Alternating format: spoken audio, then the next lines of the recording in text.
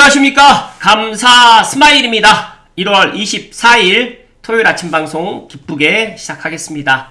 오늘의 한 줄 명언은 삶은 끊임없는 선택과 해결의 과정이다. 네, 삶은 문제 해결의 연속입니다. 문제가 있을 때는 항상 해결을 해 나가면 되고, 또 피할수록 또 쌓인다. 마주할수록 또 작아지고, 해결은 완벽할 필요는 없다. 다음 단계면 충분하기 때문에 삶은 문제를 해결하면서 선택과 해결의 그런 과정이라는 이 오늘 아침에 한 줄 명언 꼭 기억하실 것을 이야기 드립니다. 네, 금 한돈이 100만원이 넘었네요. 네, 감사 스마일도 지난번에도 한번 이야기 드렸지만 손흥민 한돈 카드를 하나 갖고 있는데, 그때만 해도 30몇만 원이었는데 지금은 이제 100만 원이 넘어가고 있네요. 어찌됐든 간에 금을 갖다가 소유하고 계신 분들은 금 팔지 마시고 꼭 보유하실 것을 이야기 드립니다. 네, 성실함의 배신. 1980년대와 2025년, 한 45년 전보다 공무원 월급은 8배에서 9배, 8.6배 상승을 했고요. 짜장면 가격은 19배, 음마 아파트는 243배가 지금 폭등되었는데, 제 얼굴에 좀 가려가지고 지금 안 나오죠. 월급이 오르는 속도는 물가, 특히 자산 가격의 폭등을 절대 따라잡을 수 없다. 그래서 지금은 자산을 소유해야 된다는 이야기를 계속해서 반복적으로 이야기 드리기 때문에 부디 감스님들만이라도 저축하지 마시고 자산을 소유하실 것을 이야기 드립니다. 네, 토호제 주간통계 아파트 랩에서 1월 22일 6주 연속으로 수지구가 1등입니다. 그 뒤를 분당, 그 뒤를 동작, 안양, 동안, 성남, 수정, 관악구 순으로 나오는데, 강남 3구 포함해서 마용성보다 이제는 그 외곽, 즉 다시 말해가지고 경기도에 있는 토호제 지역이라든지 강북구 쪽도 지금 상당히 가격이 많이 오르고 있다. 그래서 지금 이런 찌라시가 지금 돌고 있는데, 1월 22일에 지금 이런 기사가 난 것 같아요. 확정 아니고 뉴스 기사 정부 공식 발표 전이다.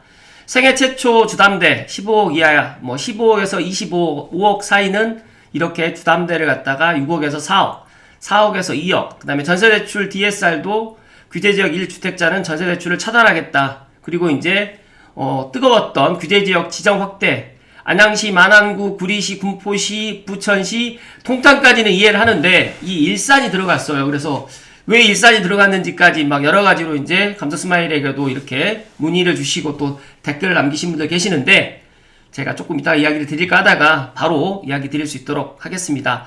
뉴시티 데일리에 이 기사를 갖다가 제가 어제 한번 찾아봤어요. 지금 보시는 것처럼 단독 기사로 주담대 전세대출 초강력 셧다운 임박 25억 초과 대출 금지고 규제지역 확대 가나, 이 신문 기사를 살펴봤더니 이 찌라시가 전혀 근거 없는 찌라시는 아니었습니다. 일단 전세대출에도 DSR 잣대를 놓겠다, 꼼수 대출 사후 검증 강화로 기한 이익 상실 통보를 갖다 하겠다. 그리고 금융업계 관계자는 이번 규제안이 현실화될 경우에 실수요자들의 자금 계획에 막대한 차질이 불가피하다. 이런 이야기도 지금 있고요. 여기에 지금 보니까 토호제 핀셋 규제 이렇게 지금 이야기가 나와 있는데, 안양시, 만안구, 구리시, 군포시, 부천시를 비롯해서 동탄과 일산 등이 신규 규제지역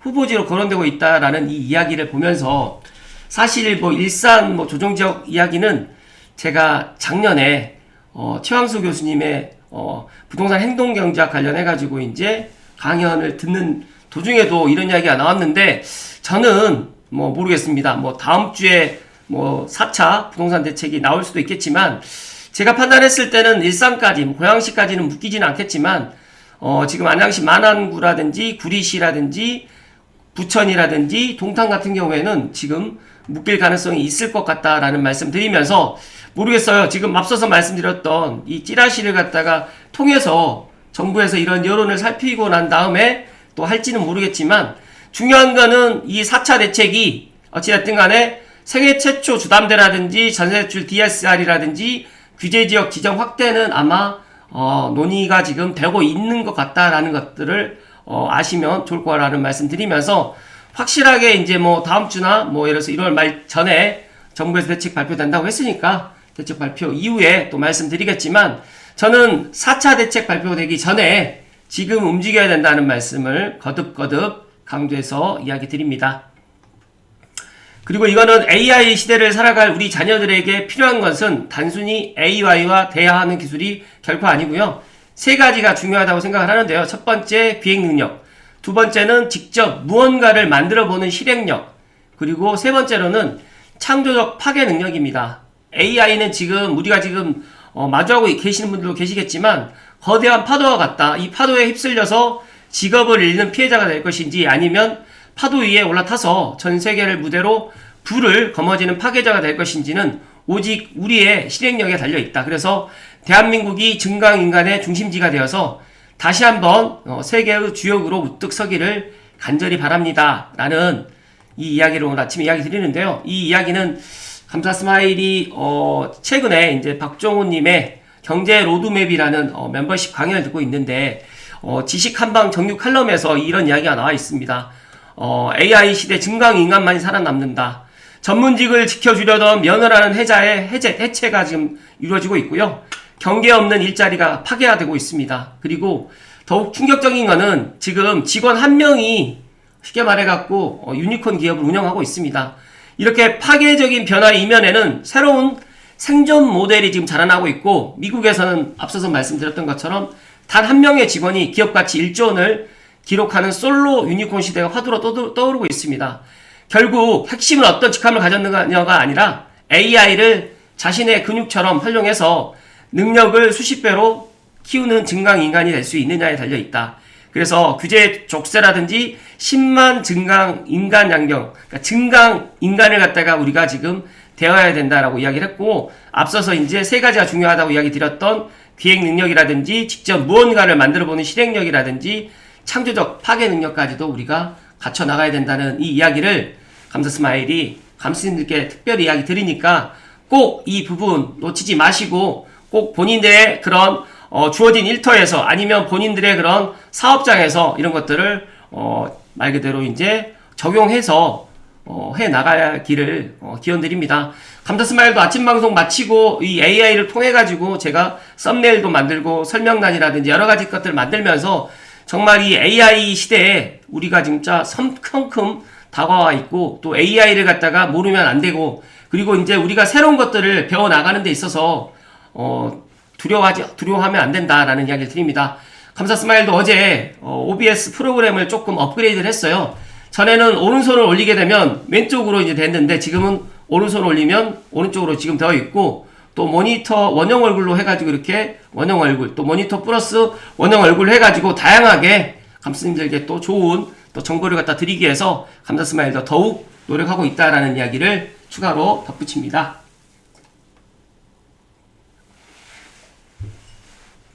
여러 가지로 정말 진짜 이렇게 새롭게 변해가는 시대에 이 우리가 AI 시대에 잘 준비해야 된다는 말씀을 강조해서 이야기 드리고요. 신성철님의 여행과 경제에 좋은 칼럼이 있어서 좀 소개를 해드리고 가겠습니다. 한국의 국채금리 상승이 신경 쓰인다. 미국과 일본의 국채금리 상승, 한은의 긴축적인 스탠스 등이 영향을 미친 것으로 보여지는데 덕분에 금융채 금리 상승이 꽤 빠르고 가장 오랜 기간 동안 가지고 있던 질문 중에 하나는 금리에 가장 크게 영향을 주는 것이 리스크일까 아니면 성장일까? 제가 시간 관계상 다 이야기를 못 드리고 핵심적인 이야기만 좀 드릴 수 있도록 하겠습니다. 이 내용은 제가 설명란 링크 걸어 드릴 테니까 제 방송 보시고 한 번 더 보실 것을 이야기 드리면서 투자자는 단기적으로 충격에 대비하기 위한 유동성 확보의 필요성이 있고 이미 유동성 확보가 된 상태라면 현재 가장 안전한 자산은 한국 수도권의 부동산으로 보여진다. 평소에도 더 치중하긴 하지만 현재 상태에서는 비교 불가 수준으로 압도적으로 지금 유리하고 단기적인 리스크가 잘 넘어간다고 하면 미국의 유동성 공급이 자산시장의 활기를 부여할 것으로 보고 있고 이것을 판별하는 가늠자가 될 가장 중요한 수치는 곧 나올 1월 CPI 수치가 될 것이다. 올해의 가장 큰 분기점은 세 가지로 보고 있는데 1월에서 2월의 연초 효과에 의한 물가, 그 다음에 6월의 연준의장 교체라든지 유동성 공급, 그 다음에 11월의 중간 선거인데 개인적으로는 나쁘지 않은 한 해가 될 것으로 보는 편이라는 이 이야기를 참고하셔서 각자가 부동산뿐만 아니라 투자하는 데 있어서 포트폴리오를 짜는 데 있어서 현명한 그런 선택을 하는 데 있어서 조금이라도 도움이 되었으면 좋겠다는 말씀 드리고 본론으로 들어갈 수 있도록 하겠습니다. 앞서서도 한 3가지를 이야기 드렸는데 지금 이재명 대통령이 다주택자 양도세 중과 면제 연장 전혀 고려하지 않겠다라는 이 이야기를 했습니다. 그리고 1주택도 1주택 나름 비거주용과 거주용 달리 취급해야 공정한다. 또 장특공제 제도가 매물 맞고 투기 권장하는 꼴 토론할 주제다라는 이 이야기를 했는데 저는 이재명 정부가 들어서면서 이 부동산 정책을 갖다 보면서 저는 일단은 본인이 했던 이야기는 지키지 않을 거다라는 그런 생각을 갖고 있었고 제 예상대로 본인이 세금으로 집값 잡지 않겠다라고 이야기는 했지만 조만간 이 세금으로 집값을 잡을 수밖에 없는 그런 시간이 올 거라는 말씀 드리면서 다주택자 양도세 중과 면제도 찌라시를 통해 가지고 일단은 여론을 살피고 난 다음에 이제 본격적으로 이제 본인의 입으로 이제 이런 이야기를 했다라는 것에 대해서 참 국민들을 갖다가 참 개돼지로 알고 있구나라는 그런 생각을 갖습니다. 본인이 분명히 대통령 되기 전에 세금으로 집값 잡지 않고 여러 가지로 시장 경제에 맡기겠다라고 했지만 대통령이 된 순간에 그런 것들을 싹 잊어버리고 지금 이런 이야기를 하고 있습니다. 윤석열 정부는 지난 2022년도에 다주택자의 세금 부담이 지나치다는 문제의식에 따라서 다주택자가 주택 매매할 경우에 부과되는 양도세 중과분을 한시적으로 면제하는 조치를 시행해왔지만 이 대통령은 해당 조치를 더 이상 유지하지 않고 폐기하겠다는 입장을 분명히 했습니다. 그렇기 때문에 지금 다주택을 갖고 계시는 분들은 그러면 양도세 중과를 맞으면서 매물을 팔까요?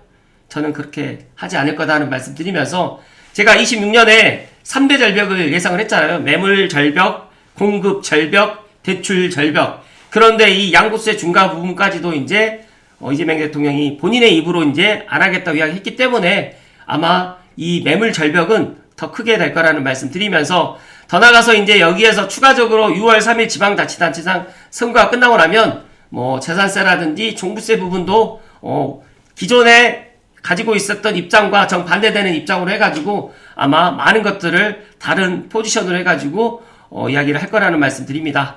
부디 감스님들만이라도 현명하게 세상을 살아가기 위해서는 진짜 똥인지 된장인지 먹어보고 일단 결정하지 마시고 미리 움직여야 되는 그런 시기라는 말씀 드리면서 당장 5월 9일 이후부터 5월 9일 전부터 이렇게 다주택자 매물이 시장에 나올 거라고 순진하게 생각하고 계신 분들 계시는데 절대 그러지 않을 거라는 말씀을 이야기 드립니다. 그리고 이혜호는 알고 있었나? 부정청약 적발해도 아파트 못 뺏는다. 저도 이 내용은 몰랐는데 재건축 단지 부정청약자는 처벌을 안 받는다고 합니다. 24년도 대법원에서도 처벌할 수 없다라는 판단이 나왔는데 야당에서는 도시정비법 처벌 규정 신설을 개정안을 발의한다고 했지만 지금 여당의 국회의원들이 더 많다 보니까 통과되기는 현실적으로 어렵다라는 그런 생각을 갖고 있고 제가 진짜 없는 사람일수록 진짜 부동산이라든지 법을 잘 알아야 된다. 즉 다시 말해가지고 이렇게 고위 공직자라든지 국회의원들은 본인들이 빠져나갈 수 있는 이런 것들을 다 해놓고 불법을 저지르고 있습니다. 그렇기 때문에 저는 안타깝습니다. 그래서 중산층 이하 특히 감스님들 중에서 내가 내 집이 한 채 정도 있거나 아니면 내 집이 없으신 분들은 진짜 더 많은 부동산 공부를 해야 되고 더 많은 인사이트 그 다음에 종잣돈을 모아서 어떻게든 간에 진짜 서울과 수도권에 자산의 에셋을 파킹을 해야 된다는 말씀을 강하게 이야기 드립니다. 정말 제가 이런 이야기를 갖다가 아침 시간에 이야기를 드리는 것도 속이 상하지만 이런 것들이 지금 현실이라는 말씀을 강하게 이야기 드립니다.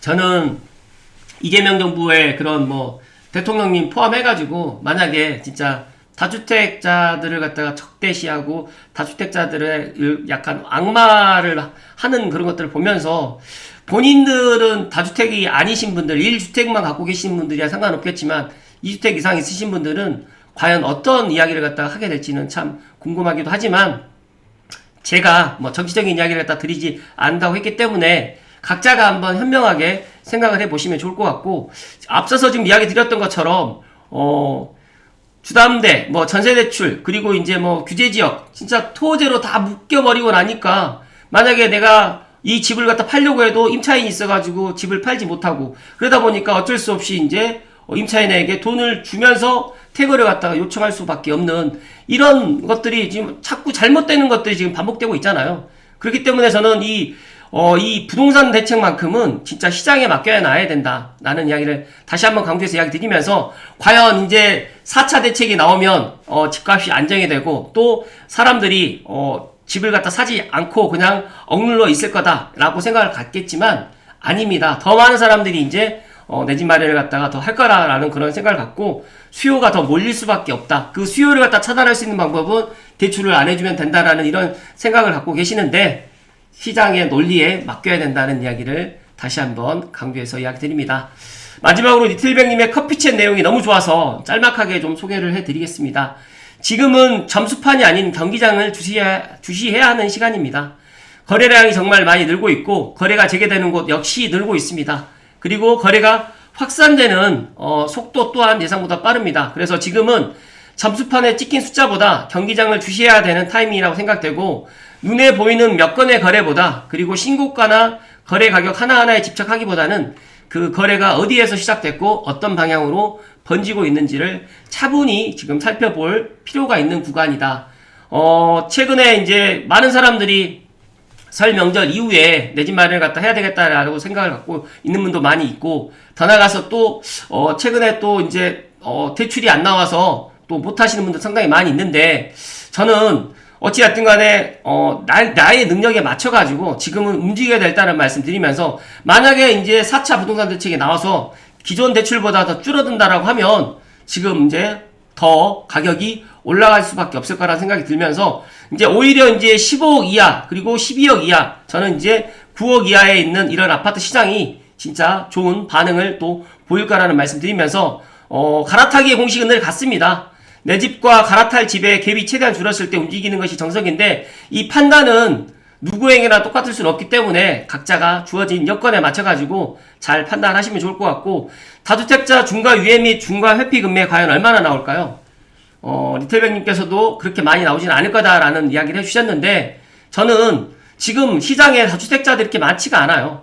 정말 다주택자들이 있음에도 불구하고 만약에 이렇게 양도세 중과를 갖다가 뭐 예를 들어서 이제 중과되기 전에 매물을 내놔가지고 팔리면 다행이겠지만 팔리지 않는다고 하면 이 중과세를 맞으면서까지 이걸 팔게 될까요? 그렇기 때문에 저는 팔지 않을 것이다. 그래서 이재명 정부에서 이런 내용을 갖다가 지금 1월 말쯤에 이런 이야기를 드렸다는 거는 4차 부동산 대책이 우리가 생각했던 것 이상으로 좀 센 대책이 지금 나올 거다라는 저는 그런 예상을 갖습니다. 그렇기 때문에 각자가 예를 들어서 매도를 갖다 생각하시는 분들은 그런 것들도 뭐 보고 판단하셔야 되겠지만, 저는 일단 뭐 양도세 중과를 갖다 맞는 분들 입장에서는 5월 9일 전에 팔아야 되는 게 맞지만, 또 그런 것들이 팔리지 않는다고 하면 저는 굳이 팔 필요는 없다라는 그런 생각을 갖습니다. 그리고 여기서 이제 좀 더 눈여겨봐야 되는 부분이 있다라고 지금 이야기를 했는데, 공급 정책이 발표되고 주택 가격이 안정되면 그 다음엔 세금 문제를 고민해봐야 할 것이다 라고 지금 이야기를 했잖아요.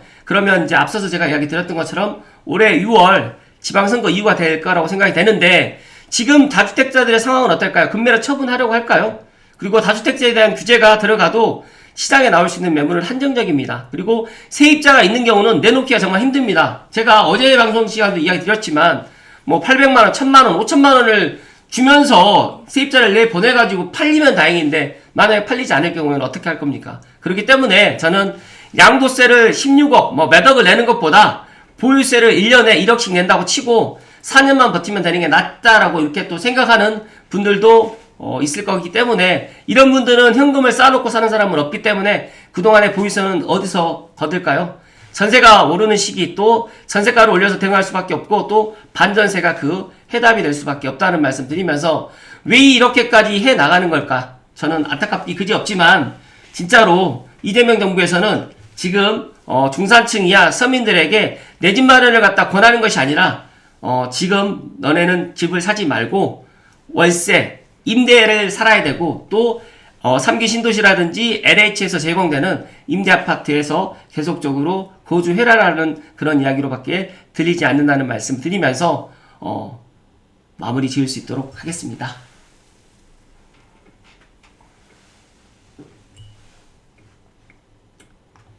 정말 안타깝습니다. 감사 스마일이 이 오늘 아침 방송을 갖다 준비하면서 여러 가지로 안타깝다라는 이야기를 갖다가 이야기를 드릴 수밖에 없는데, 앞서서 이야기 드렸던 이 찌라시를 보면서도 확정 아니고 뉴스 기사의 정부 공식 발표 전이라는 이 찌라시, 생애 최초 주담대도 줄이고 전세대출 DSR도 해서 1주택자도 전세대출 차단을 하고, 그 다음에 규제 지역을 갖다 지금보다도 더 지정 확대를 해 나가면서 주거 이전의 자유를 갖다 완전 차단하겠다. 그러면서 이제 주식 투자를 하라라고 계속적으로 이야기를 하는데, 저는 생각을 해봤어요.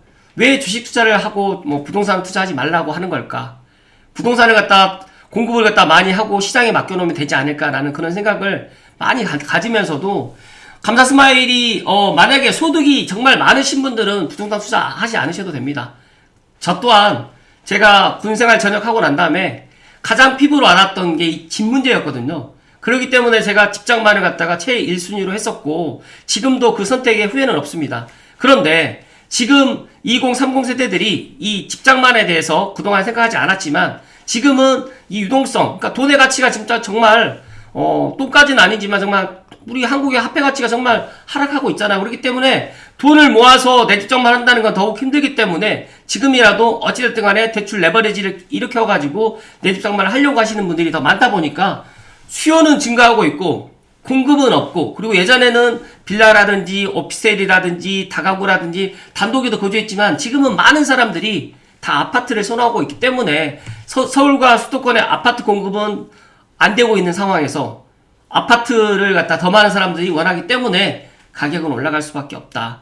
그런데 자꾸 집을 사지 않는 그런 수요 억제 대책만 지금 계속해서 내놓고 있고, 그리고 그것도 좀 안 되니까 이제 토호제로 확대를 하다